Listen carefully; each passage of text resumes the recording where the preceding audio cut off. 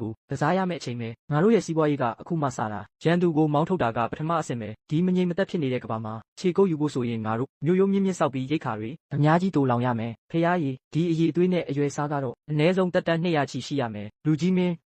ဘာကိုကြည့်နေတာလဲငါမှမင်းတို့ရဲ့အကြီးအကဲမန်နေဂျာနဲ့အလုပ်ကြီးတစ်ခုရှိတယ်ငါနာမည်ကဆက်ပါ One Bag ရဲ့မန်နေဂျာပါလူငယ်လေးမင်းကမြင်ဘူးတလို့မရှိဘူးမင်းမှာအလုပ်ကြီးတစ်ခုရှိတယ်ဟုတ်လားမန်နေဂျာဆန်းမျက်စိကိုတေချာဖွင့်ပြီးကြည့်လိုက်ဒါကဒီတန်မဏိကျိုးပုံစံကမယုံနိုင်စရာပဲအံ့ဩစရာကောင်းလိုက်တာအစိပ်ပိုင်း9ခုလုံးပြည့်စုံတယ်လူငယ်လေးဒီဂျင်စင်းရဲ့တက်တန်းကအနည်းဆုံးနှစ်ပေါင်း900ရှိတယ်ဒါကိုဘယ်ကနေတူးဖော်လာတာလဲဘယ်ကလာလဲဆိုတာမင်းစိတ်ပူစရာမလိုပါဘူးမင်းဘယ်လောက်ပေးနိုင်မလဲတာပြောမင်းကစီကိုပတ်စံအမြန်လို့လာတာမလားစက်မှတ်ကြတယ်တခါတည်းဈေးပြက်ယွန်တန်း30ငါကိုယ်တိုင်ရှင်းပေးမယ်ဒီနေ့ပဲပတ်စံလွှဲပေးမယ်ဒါနဲ့ဒီကြောက်စိမ့်တုံးတွေကိုလည်းယူလိုက်ရအောင်တခြားဆိုင်သွားရမှာပြင်းလို့ဒါကထိတ်တန်းအစင်ဟေးရှန်ကြောက်စိမ့်ပဲဒီအယောင်ကမိုင်းဟောင်းကထွက်တာပဲလူငယ်လေး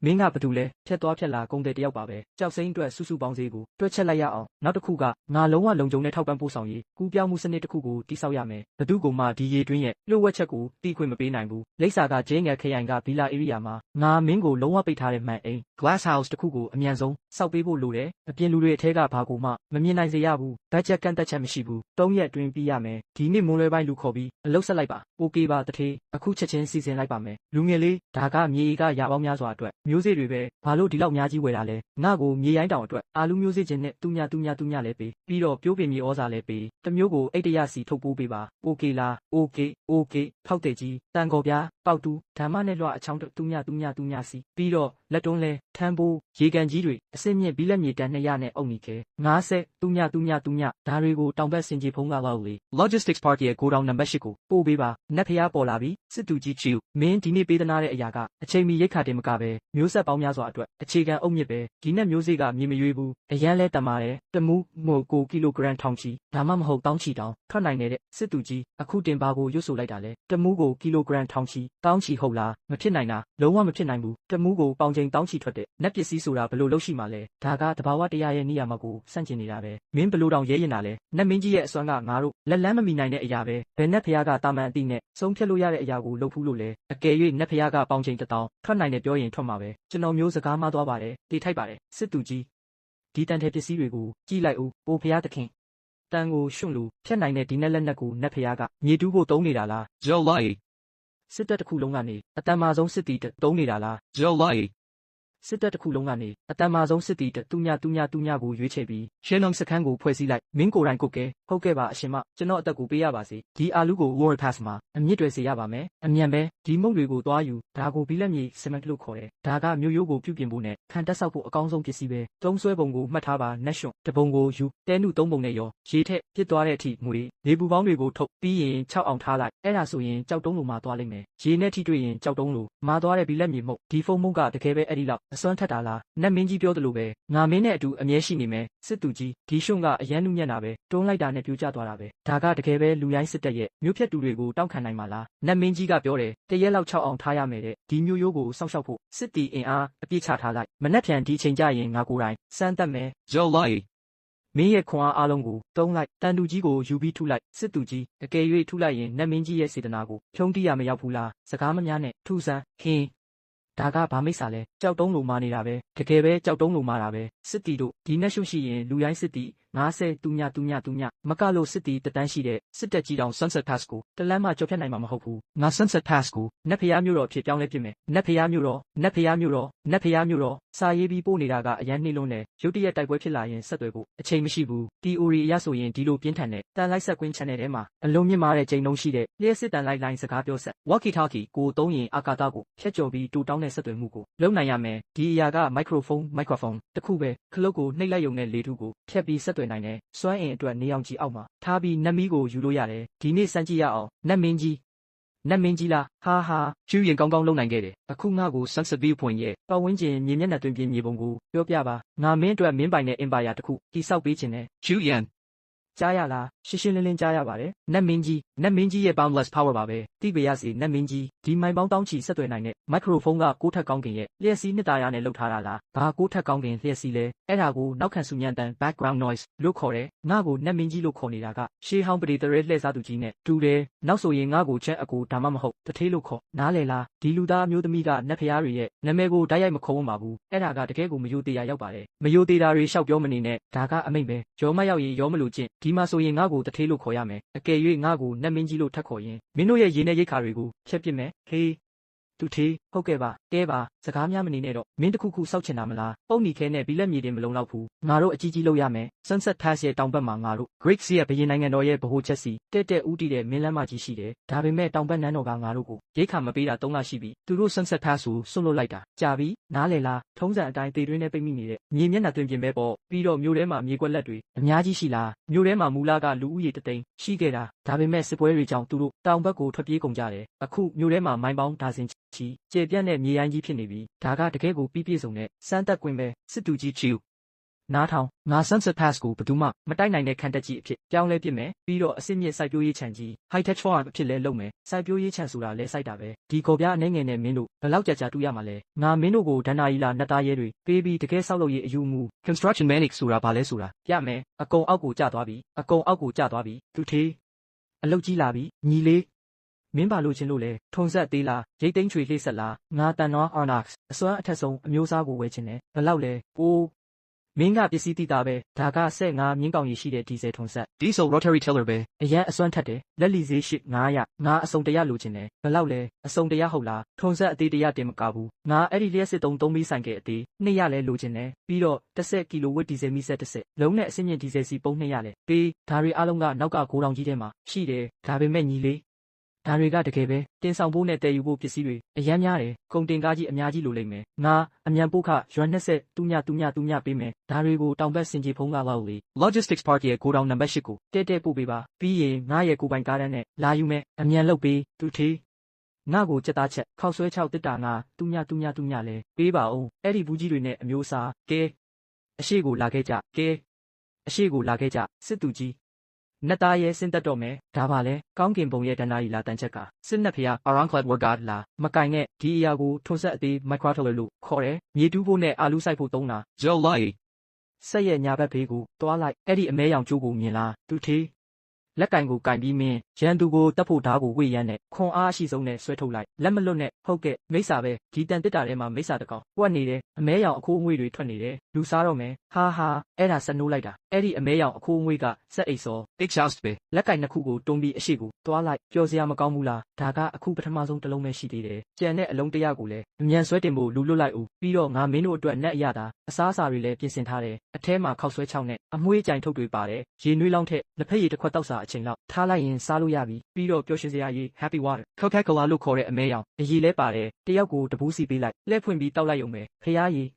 ်ဘာလို့ဒီလောက်ငွေးနေရတာလဲနက်ပြည်ရဲ့ငကားအသေးဖီနစ်အုံနောက်တောင်ဒါကိုမမိနိုင်ဘူးအရန်ကိုလန်းဆန်းသွားတာပဲဘာလို့ဒီခောက်ဆွဲကဒီလောက်ဝါလို့ကောင်းနေရတာလဲဘာလို့ဒီဟင်းရည်ကဒီလောက်အရတာပြေးဝနေရတာလဲငါနားလဲပြီငါခန္ဓာကိုယ်ထဲမှာနက်ခွန်အားတွေတိုးပွားလာနေပြီစစ်သူကြီးကျွန်တော်ရဲ့သွေးကြောတွေအကုန်ပွင့်သွားပြီတရင်ကောင်းပါစစ်သူကြီးတောင်ဘက်တကားပြင်ပမိုင်း20အကွာမှာ Great Sea မင်းဆက်ရဲ့ငကားအလံကိုကင်ဆောင်ထားတဲ့မြင်းစီစစ်တီ900ကိုတွေ့ရပါတယ်သူတို့ဘာလာလောက်တာလဲငါတို့ရဲ့အလောင်းတွေကိုလာကောက်တာလားမဟုတ်ဘူးလူရိုင်းစစ်တပ်90တူ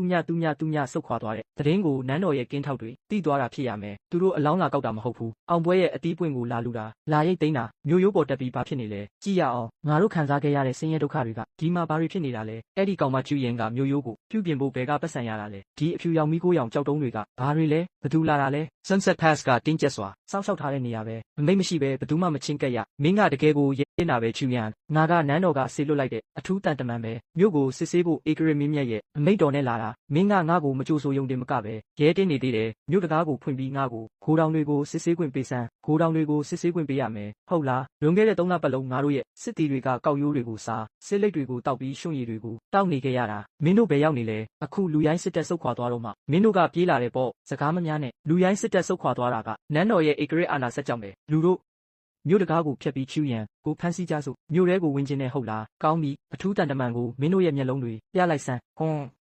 မင်းကတကယ်ကိုတော်တာပဲသူထေး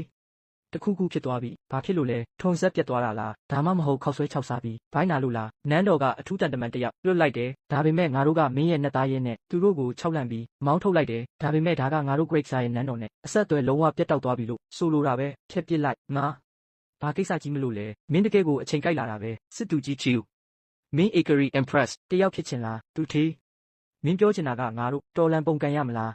drones တစ်ဆက်စင်းနဲ့ဒုံးကြီး rockets မီရှူမီပန်းတရမနှက်ဖြန်ရောက်လိမ့်မယ်အဲ့ဒီကြရင်တကယ်ဝေဟင်စိုးမှု error superiority ဆိုတာဘာလဲဆိုတာသူတို့သိစေရမယ်လူသားအမျိုးသမီးကဒီကဘာကြီးကိုမှောက်လန့်ပစ်ဖို့တထေးနောက်ကိုလိုက်ဖို့အသင့်ပါပဲမီရှူမီပန်းတကြီးဟုတ်လားအထူဆုံးနဲ့အတန်ကျဲဆုံးအမျိုးအစားကောင်းကင်မှာအယောင်ဆုံးပန်းပွင့်တွေလိုပောက်ကွဲနိုင်တဲ့အမျိုးအစားနည်းနည်းလောက်ရှော့အောင်မလားမလောက်ရင်2 တန်းပေးပြီးတော့စတိုက်အချက်တရပြစ်နိုင်တဲ့လက်ကင် Gatling တနက် Gatling guns မီရှူမီပန်းရှည်တွေလဲပေးအတန်ကျဲကြီးထွက်တာမှန်သမျှအကုန်ယူမယ်ညီလေးမဖြစ်ဘူးတထေးချန်ဒါကမီရှူမီပန်းထောက်တာတင်မဟုတ်ဘူးတောင်ကိုဖြိုးနေတယ်လို့ပဲပစ္စည်းတွေအများကြီးပဲငါတို့ယာယီစက်ယုံကနေတွားယူပေးရအောင်မယ်ကုန်ကြစည်အားလုံးကိုငါတာဝန်ယူမယ်၄နာရီအတွင်းတောင်ဘက်စင်ကြီးဖုံးထောက်ပံ့ပို့ဆောင်ရေးစက်ယုံရဲ့ဂိုဒေါင်ထဲမှာဒီပစ္စည်းတွေအားလုံးကိုမြင်ကျင်တယ်အကယ်၍မလုပ်ပေးနိုင်ရင်ငါတခြားဆိုင်ရှာမယ်ရတယ်ပတ်စံသာအဆင်ပြေရင်ပြည်နယ်တစ်ခုလုံးမှာရှိတဲ့မီရှူမီပန်းတွေအားလုံးကိုမင်းစီပို့ပေးမယ်သူထေးမင်းမှာအပြင်ဘက်3 hologram projector holographic projectors တွေရှိလားရှိတယ်ဘလို့ပုံရိပ်မျိုးကိုပြချင်တာလဲအရွယ်အစားဘလောက်လဲပိုကြီးလေပိုကောင်းလေပဲလေထဲမှာတကယ်တက်ရှန် marriage လိုမျိုးဖန်တီးနိုင်ရင်အကောင်းဆုံးပဲပြီးတော့လူတွေရဲ့နားကိုတုံခါသွားစေနိုင်တဲ့စပီကာအကျယ်ကြီးတွေလည်းလိုချင်တယ်ပြီးတော့ drone တွေရောင်းလား drone တွေလားဘလို့မျိုးစားလဲသေးလုံးရင်ပြင်းစရာကောင်းတယ်အကြီးစား drone တွေလိုချင်တာတစ်ဆက်စင်းပေးပြီးတော့အောက်ခြေကနေမှုန့်တွေ powder ဖြန်းလို့ရအောင်ပြုပြင်ပေးပါအကိုhologram ပုံရိပ်စနစ်နဲ့ drone မှုန့်ဖြန်းတာဆိုတော့ဒါပွဲတော်အကြီးကြီးတစ်ခုအတွက်ထိတ်တန့်ကရိယာတွေပဲပွဲတော်ကိုစိတ်မပူနဲ့လုပ်ပေးနိုင်မလားပဲပြောပတ်စံရှိရင်အကုန်လုပ်ပေးနိုင်ပါတယ်ဘလို့ပုံရိပ်မျိုးလိုချင်လဲအခုပဲကွန်ပျူတာထဲမှာပေါင်းဆက်ပေးမယ်ငါ့ကိုရွှေရောင်ငကားကြီးတစ်ကောင်ပေးလက်သေးတွေဖြန့်ထားပြီးလျှက်စီးပတ်နေတဲ့ပုံစံပြီးတော့တောက်ပလုံးလို့မျက်စိကျိန်းစေမဲ့ရွှေရောင်ဗုဒ္ဓရုပ်ပွားတော်တဆူလဲပေး okay အဲ့ဒီလိုအချက်လက်တွေအင်တာနက်ပေါ်မှာအများကြီးရှိတယ်အခုပဲစီစဉ်ပေးမယ်ရှူရင်ပစ္စည်းတွေကိုလက်ခံရရှိပြီး July ညီကိုရာကနန်းကိုခေါ်ပြီးမင်းရဲ့ဝေဟင်တိုက်ခိုက်ရေးအုပ်စုကိုကြိုဆိုဖို့ပြင်ဆင်လိုက်သူထေးငါတို့မင်းကိုစောင့်နေတာကြာပါပြီစစ်တီတွေအားလုံးကပြောကြတယ်နန်းတော်ကလာတိုက်ရဲရင်သူတို့ပြန်မလဲနိုင်စေရဘူးတဲ့အဲ့ဒီစိတ်တက်ပဲစစ်သူကြီးဒီအယောင်ဆုံးတန်ပုံးတွေကဘာလဲအပေါ်မှာပန်းပွင့်ပုံတွေဆွဲထားတယ်ဒါတထေးစီကလက်ဆောင်လားပါဇက်ပိတ်ဆန်မင်းတို့နတ်တခိုးတွေအထဲမှာရမ်းမုတ်ကန်ဖောက်တွေရှိတာမင်းတို့ကဒါကိုဝက်ကင်ဖို့ထင်နေတာလားသူထေးစိတ်လျှော့ပါဒါကိုဘယ်လိုသုံးရမှာလဲဒါကိုမီရှူမီပန်း fireworks လို့ခေါ်တယ် Chuyan ဒီစက်တူရန်ပုံလေးတွေကိုမြင်လားဒါကိုလေတံခံမိချစ် windproof Lighters လို့ခေါ်တယ်ဟဲနှိပ်လိုက်ုံနဲ့မီးပန်းထွက်လာတာတခုယူ12တန်ကိုရှုပ်ပြီးရင်ဝေးကိုအမြန်ပြေးအံ့ဩစရာပဲမီးရှို့တဲ့ကရိယာပဲမီးခက်ကြောက်မလို့ဘူးတစ်သားချင်းပုတ်စရာမလိုဘူးလက်ချောင်းလေးနဲ့ထိလိုက်ုံနဲ့မီးထတောက်တာပဲအမြန်နောက်ဆုတ်ကြအိုးနတ်ဖျားတွေစိတ်ဆိုးနေပြီဒါနတ်ဖျားရဲ့အပြစ်ပေးမှုပဲဒါကကောင်းကင်ဘုံရဲ့ဒဏ္ဍာကြီးပဲအရန်လာတာပဲအရန်ကြောက်ဖို့ကောင်းတာပဲဖျားကြီးအကယ်၍ဒီအစွမ်းကလူအုပ်ထဲကျသွားရင်တန်ချက်ကဝစ်ထားရင်တော့အမှုတ်ဖြစ်သွားလိမ့်မယ်သူထေးမင်းငါတို့ကိုဒီလိုနက်ပစ္စည်းကိုပေးသနာတာလားဟာကောင်းကင်နဲ့မြေကြီးကိုဖျက်ဆီးတာတွေရှောက်ပြောမနေနဲ့ဒီအရာကအတန်ထွက်အောင်လုပ်တာတတ်ပဲဒါပေမဲ့လူတွေကိုခြောက်လန့်ဖို့အတွက်တော့တကယ်နက်လက်နက်ပဲသူထေး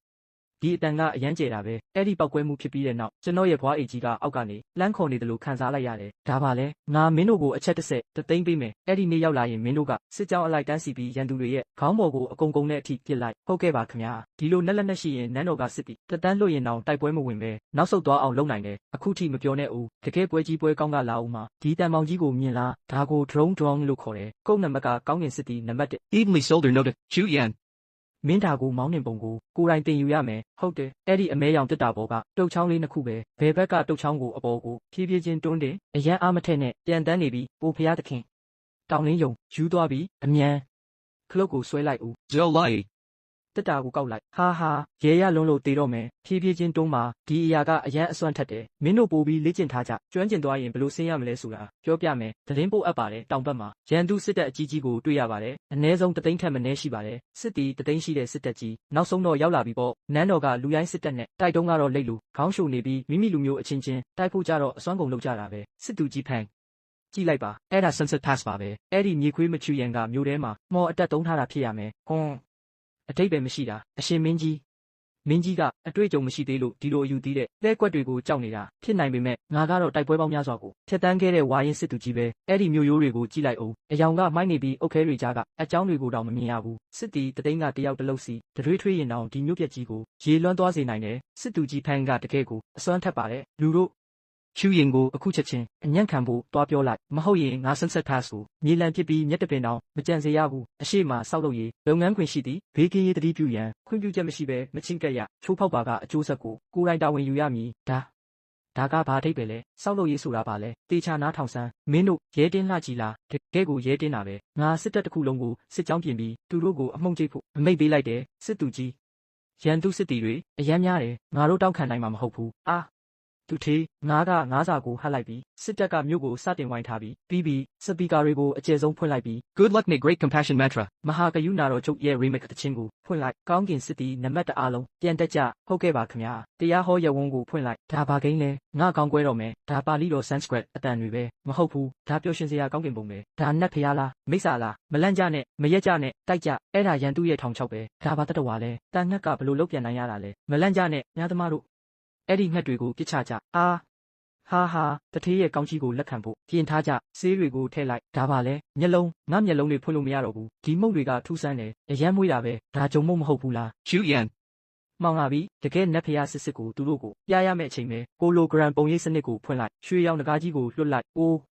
ငကားနတ်ဖျားပဲငကားပေါ်လာပြီဒါတကယ်ငကားစစ်ပဲစစ်သူကြီးချူကကောင်းကင်ပုံရဲ့သားတော်ပဲတကယ်ငကားစစ်ရဲ့ကာကွယ်မှုကိုခံထားရတာကောင်းကင်ပုံကြီးရဲ့နတ်ဖျားရဲ့ကာကွယ်မှုကိုခံထားရတဲ့မြို့ကိုငါတို့ကဘလို့လောက်တိုက်ရဲမှာလဲဒါကတေချာပေါက်နတ်ဖျားရဲ့အပြစ်ပေးမှုကိုခံရလိမ့်မယ်သူထေးမင်းရဲ့နီလန်းကတကယ်ကိုကောင်းကင်ပြိုမတက်အစွမ်းထက်တာပဲ Zhou Lai. အခုငါတို့သူတို့ကိုနောက်ဆုံးပွဲကြီးပွဲကောင်းကျွေးရအောင်ကောင်းပြီမီးရှူမီးပန်းတွေကိုဖောက်လိုက်အဲ့ဒါပါလေနတ်မီးပဲနတ်မီးဆင်းသက်လာပြီဟာငါတို့ကိုမတက်ပါနဲ့နတ်ဖျားရဲ့အပြစ်ပေးမှုအကြောင်းမပြောပါနဲ့တော့ငါတို့အညံ့ခံပါပြီစစ်သူကြီး Chu. မင်းကနတ်ဖျားတပါပဲငါစစ်သူကြီးဖန်အိုကြီးလုံးဝအရှုံးပေးပါတယ်စစ်တီတသိန်းနဲ့အတူအညံ့ခံပါတယ်နတ်ဖျားမလေးမင်းရဲ့အစွမ်းတွေကိုရုပ်သိမ်းပေးပါငါတို့အညံ့ခံဖို့အစ်စ်ပါပဲသူထေးမင်းကတွေးတဆက်မှမကြပဲစစ်တီတသိန်းကိုအနိုင်ယူလိုက်တာပဲကောင်းကောင်းလုပ်နိုင်ခဲ့တယ် Chu Yan. နောက်ထပ်ဘာလုပ်ရမလဲဆိုတာမင်းသိတယ်မလားအမိတ်ထုတ်လိုက်အညံ့ခံတဲ့သူတွေကိုမတက်ရလက်နက်တွေကိုချပြီးမြို့ထဲကိုဝင်ဖို့တန်းစီကြအညံ့ခံတဲ့သူတယောက်ချင်းစီကိုပေါက်စီလေးလုံးပူနွေးဟင်းရီခောက်ဆွဲတပွဲနဲ့ဝက်သားချက်တတုံးစုချမယ်စစ်သူကြီးတက်တော်ရှိပါစေနတ်မင်းကြီးတက်တော်ရှိပါစေ6လအတွင်းငါအေဂရီတယောက်ကိုမွေးထုတ်ပေးနိုင်ခဲ့တယ်ဒီကိန်းရဲ့အတွေ့အကြုံကတော့တကယ်ကိုအံ့ဩစရာပဲသူထေးကဘာကြီးငင်းချမ်းသွားပါပြီမင်းတခါကပြောခဲ့တယ်မလားကဘာကြီးငင်းချမ်းသွားတဲ့အခါအဲ့ဒါကမင်းစင်းတက်လာမဲ့အချိန်ပဲတဲ့လူသားအမျိုးသမီးအိုမဟုတ်ဘူးကျမမင်းအတွက်နန်းတော်ထဲမှာကျဲဆွဲမျော်စင် Star Picking Tower စောက်ထားပြီးပြီမင်းဘယ်တော့လာမှလဲငါနောက်ဆုံးတော့တွားလို့ရပြီပေါ့ Chu Yan. အမတ်မင်းတွေအားလုံးကိုငါ့ကိုကြိုဆိုဖို့ပြင်ဆင်ခိုင်းလိုက်သူထေးငါဒီနေ့မင်းရဲ့စရင်တွေကိုကိုယ်တိုင်လာစစ်မယ်အကယ်၍ငါတခြားကဘာတစ်ခုကိုတွားပြီးအငိမ့်စားအေကရေလောက်ရမယ်ဆိုရင်အ ਨੇ ဆုံးတော့အဲ့ဒီဒေတာထွက်အဖိုးတန်ပစ္စည်းအချို့ယူလာရမယ်အတန်ကဘာကြီ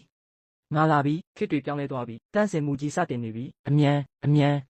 ကော်စောနီခင်းပြီးစပီကာတွေအကုန်ဖွင့်လိုက်တထေးဆင်းသက်လာတာကိုကြိုဆိုဖို့ကော်လော့ကချင်းလာနေပြီးသူထေးရောက်လာတာကိုငါတို့စောင့်မျှော်နေပါတယ်ကဲပါအဲ့ဒီတချင်းအစုပ်ကြီးကိုပိတ်လိုက်စမ်းဒီငကားဝစ်စုံကတော့လှသားပဲတွင်းတီပဲဒါပေမဲ့ပိတ်ဆက်ကနည်းနည်းဈေးပေါ်တယ်လို့ပဲနောက်တစ်ခါကျရင်မင်းအတွက်ကြီးကဝစ်စုံပိတ်စစ် cable fiber နဲ့အတွင်းခံလုပ်ပေးမယ်အကုန်လုံးသူထေးရဲ့သဘောအတိုင်းပါပဲသူထေးကျဲဆွဲမျော်စင်တဲ့ကိုကြွပါဦးဟေးမင်းတို့အားလုံးပါလို့မတ်တက်ရက်နေကြတာလဲထိုင်ကြငါဒီနေ့လာတာကမင်းတို့ရဲ့မြောက်ပင်စကားတွေကိုနားထောင်ဖို့မဟုတ်ဘူးလွန်ခဲ့တဲ့6လပတ်လုံးကဘယ်လောက်တောင်ရင်းနှီးမြုပ်နှံခဲ့ရလဲဆိုတာမင်းတို့သိပါတယ်အခုကဘာကြီးငိမ့်ချမ်းသွားပြီ Greek စီရဲ့ဘရင်နိုင်ငံတော်လဲ စီလုံးသွားပြီဆိုတော့စိရင်ရှင်းရမယ်အချိန်ပဲသူထေး Greek စီရဲ့ဘရင်နိုင်ငံတော်ရဲ့ ဘန္နာတိုက်ထဲမှာရှိတဲ့အဖိုးတန်ရတနာတွေအားလုံးကမင်းပိုင်တာပါငါအကုန်လုံးကိုစည်ရင်းပြုစုခိုင်းထားပြီးပြီကဲပါငါအဲ့ဒီရှေးဟောင်းပစ္စည်းတွေဗကြီးကားတွေရွှေငွေကြောက်တံပဒများတွေကိုစိတ်မဝင်စားပါဘူးငါအခြေအနေတွေကိုတည်ငြိမ်အောင်လုပ်ပေးခဲ့တယ်ဆိုပေမဲ့ဒါပေမဲ့ငါကနေတိုင်းပစ္စည်းတည်တဲ့သူမဖြစ်ချင်ဘူးငါကရေရှည်အကျိုးမြတ်ကိုလိုချင်တာသူထေးလမ်းညွန်ပေးပါဦးပထမတစ်ခုကငါ Greek ရဲ့ဘရင်နိုင်ငံတော်ရဲ့စိုက်ပျိုးရေးထွက်ကုန်30ရာခိုင်နှုန်းကိုလိုချင်တယ်ပြီးတော့အဲ့ဒါကထိတ်တန်းဆေးဖက်ဝင်ပင်တွေနဲ့ထူးခြားတဲ့အမွှေးအကြိုင်တွေဖြစ်ရမယ်ဒုတိယတစ်ခုကမင်းကိုမတိသေးတဲ့ပင်လယ်ပြင်တွေနဲ့တောနက်တွေကိုစူးစမ်းလေ့လာဖို့စူးစမ်းရှာဖွေရေးအဖွဲ့ expedition team တစ်ခုဖွဲ့စည်းခိုင်းခြင်းနဲ့ငါဒီနေရာကိုနိဗ္ဗာန်ဘုံတစ်ခုအဖြစ်ပြောင်းလဲပစ်ခြင်းလို့ကောင်းပါတယ်တထေးအရန်ကောင်းပါတယ်မနှက်ဖြန်ကစပြီးငါ Acre Academy Imperial Academy ကိုဖွင့်လှစ်ပြီး ကိုယ်တိုင်ကျောင်းအုပ်ကြီးလုပ်ပါမယ်သူထေးဒါကတော်ဝင်စူးစမ်းရှာဖွေရေးအဖွဲ့ကမြောက်ဖက်အစုံကရေခဲပြင်ကြီးထဲမှာရှာဖွေတွေ့ရှိခဲ့တဲ့ထူးဆန်းတဲ့ကြောက်တုံးပဲပစ္စည်းကောင်းပဲကဲငါဒါကိုယူသွားမယ်ငါခစ်တစ်ကဘာနဲ့ဝေးကွာနေတာအရန်ကြပြီးပြန်သွားပြီးအချို့ကိစ္စတွေကိုရှင်းရအောင်မယ်သူထေးမင်းပြန်လာအောင်မလားနောက်မှစကားပြောကြတာပေါ့အိမ်ကိုတေချာစောင့်ကြည့်ထားအောင်ငါပြန်လာတဲ့အချိန်ထိမီးနွေးဆက် steam engine ကမဆောက်ရသေးတာမျိုးမဖြစ်စေနဲ့ဟုတ်ကဲ့နှုတ်ဆက်ပါလေတထေးဟေးမြေးအိုကြီးအိုးကျွန်တော်ရဲ့အသက်ရှင်နေတဲ့ဘိုးဘွားနတ်မင်းကြီးတထေးချန် လွန်ခဲ့တဲ့3လပတ်လုံးဘယ်ရောက်နေတာလဲမင်းပြီးခဲ့တဲ့အချိန်ကယူလာတဲ့နှစ်ပေါင်း900တက်တန်းရှိတဲ့တောကျင်စင်းကလျှို့ဝှက်လေးလံပွဲမှာယွမ်တန်း300ဆိုတဲ့ကောင်းကင်မြင့်မာတဲ့ဈေးနှုန်းနဲ့လေးလံအောင်သွားတယ်ဗျတန်း300ဆိုတာပတ်စံနေငယ်ပဲရှိသေးတာဝမ်းနဲ့မှုနဲ့ပျော်ရွှင်မှုတကယ်အချစ်စစ်ဘဝအိုချင်းတေချင်းကောင်းကင်နဲ့မြေကြီးရဲ့နှလုံးသားຫນွေဦးနဲ့ဆောင်းဦးပြောင်းလဲသွားပြီလူဟောင်းတွေထွက်ခွာသွားကြပြီငါမတ်အကောင်းဆုံးကစားသမားရသွားပြီ